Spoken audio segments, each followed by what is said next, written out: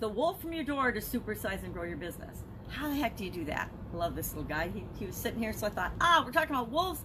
What better than to have a little wolfy wolf in the video? I don't know. He's soft and cute and cuddly. Not like real wolves, right?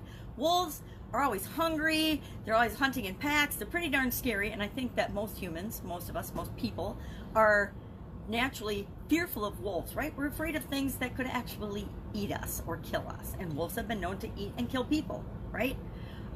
This expression's actually been around since the 16th century. I had no idea it was that old.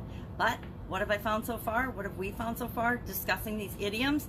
Any idiom or expression that's been around for a lot of years, maybe it's not impacting you specifically, but it's probably impacting some people that you interact with, perhaps your very customers. I know that the feeling of desperation, fear, doubt, worry, not knowing what to do, being scared is a feeling that a lot of the people that I work with have, and they won't necessarily articulate it or say it right out, because most of our egos won't let us admit that we're afraid of things, right? Afraid of anything.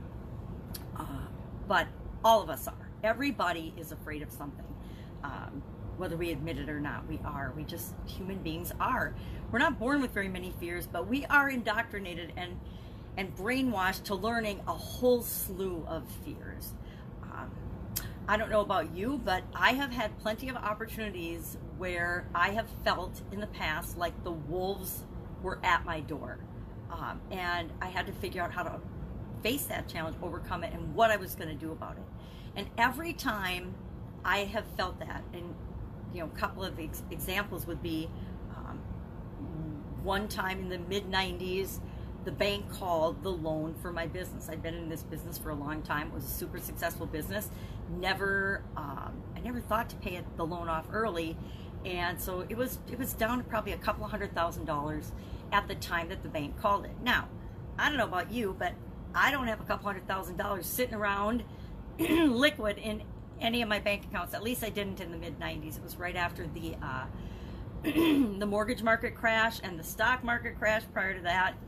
And so a lot of my personal liquid assets were evaporated. They had disappeared in the tech crash and then the mortgage crash. And so when the bank called that note, for no reason, by the way, except that they had gotten in trouble with the mortgage crisis and were just automatically calling small business loans. And so I had to scramble and figure out what the heck I was going to do about that. I felt like literally the wolves were at my door, and the banks in this case were the wolves, and I could lose my business over a relatively small amount of money versus the value of the business. And so I had to stop, thinking and being desperate and focusing on the problem, and switch my thinking to focusing on the solution. What's possible? What can I do? I'm not giving my business to the banks. That was not an option in my mind, although it felt very real like that could happen, because I was only given, I think, like 45 days notice that they were going to call that note, and they wanted that, they weren't going to renew that note. And so I had to scramble, and I actually had to swallow my pride and my ego and ask my parents to borrow the money to pay off that loan so that I wouldn't have to worry about it. I didn't have enough time to go and try to do a different way of financing or a small business loan. I didn't really have time to sell any of our other assets. I mean, we had some real estate, we had some other things, but it was in such a short time frame that wasn't really a viable option. And I caught myself in that loop that happens sometimes, where we start thinking negatively and we're focusing so much on the problem that we can't see solutions. And I'll tell you, I was trying to think how old I was then. I was probably in my 40s, and to have to ask my parents to borrow money was really embarrassing. And I had to swallow my pride and ask, because I wasn't willing to lose my business over my ego and my pride. And I was lucky that my parents were in a position that they could help me, and that they did choose to help me. They could have said no, and then I would have really been scrambling, but I guarantee some way, shape, or form I would have figured it out. So the wolf, none of us are, and maybe some people are born with the proverbial silver spoon in their mouth, and they've never had to worry about the wolves literally being at their door or having enough to eat or fear of poverty. But for the vast majority of us, all of those options are, or all of those things are real possibilities. The number one fear of women my age and older women is actually that they're going to be homeless or they're going to end up a bag lady. I think that that's really sad but fascinating. So how do you use this knowledge, this information, knowing that people have a fear of the wolves being at their door, and literally sometimes the wolves are at your door. If you have a health challenge, you know, I'd say most people are one paycheck away from broke, one health challenge away from financial catastrophe, one relationship or emotional trauma or car accident or whatever away from their entire life changing.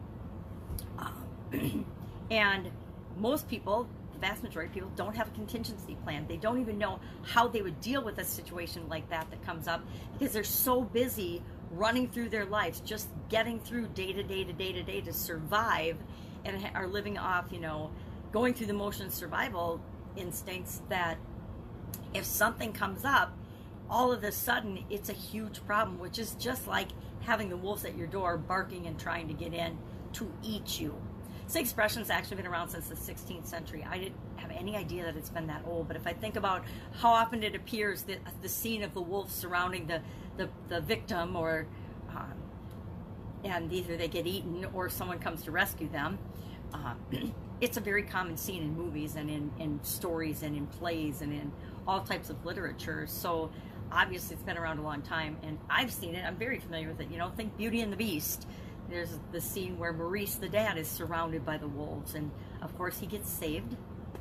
But there's all kinds of situations like that, and we feel that. And I was looking back and thinking about the times in my life as I'm thinking about this topic today that I have felt like the wolves were at my door and I didn't know what I was going to do. And in every one of those situations, I realized that it was my thinking and my mindset and what I was focusing on that was causing me to feel like the wolves were at my door and that I didn't have any options. I was scared. I was fearful. I was worried. I was doubtful that I could figure out the solution. I wasn't confident. I didn't believe 100%.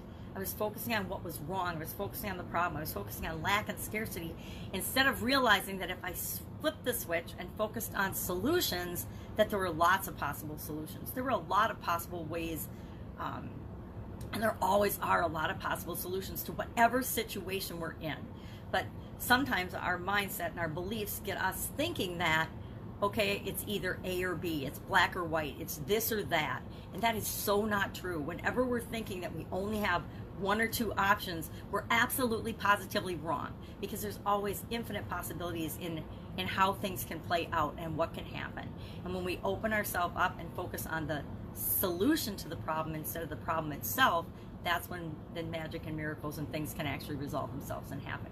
And if we're doing that for the people that we serve, if we're taking the problem, telling them, hey, this isn't as bad as you think, we can help you solve this, and then solving that problem for them, we become their superheroes, and they will be lifelong customers of our organization and our business, and raving fans, and they will go out and tell everyone else that we can help them get rid of the wolves at their door. I would love to know your experience with this expression and what you've done when you felt like you were trapped and you were going to starve or lose something dear to you, and what you did about it and how you handled that. I'd love to see those shared in the comments below. If I can help you in any way, shape, or form to get out of a situation, if you feel like you're in a situation like this in an area of your life, just ask. The biggest thing that you can do whenever you're feeling trapped or stuck is just to ask the question. Ask, even if you don't ask someone else, I would say ask someone else, but if you don't, ask the question of yourself. What else is possible? What else is possible? What could be possible in this situation? And see how quickly the answer comes to you. Have an awesome day. I'll, of course, be with you tomorrow. Bye.